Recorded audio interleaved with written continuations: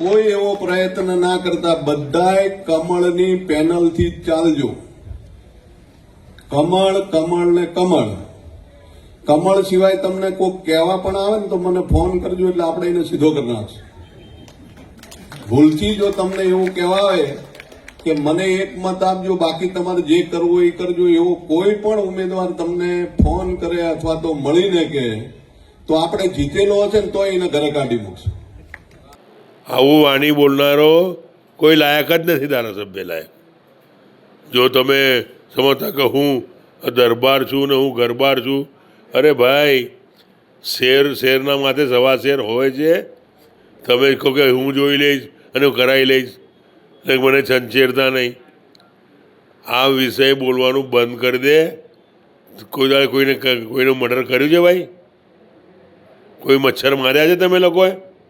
અને આ કરી નાખું તે કરી નાખું. ભાડું ત્યાં માણસ લાવીને લોકોના ઉપર દમ આપનારા વ્યક્તિઓ.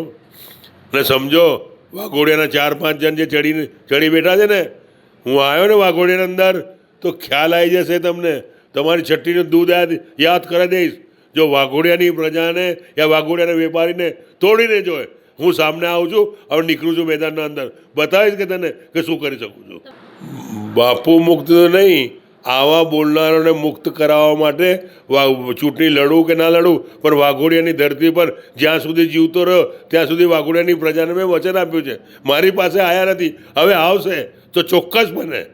આવા લોકોને જાકારો આપવાની તૈયારી છે ને આવા સાથે લડવાની બી તૈયારી છે ને, કે જે મેદાનમાં આવું એ મેદાનમાં બી લડવાની તૈયારી છે.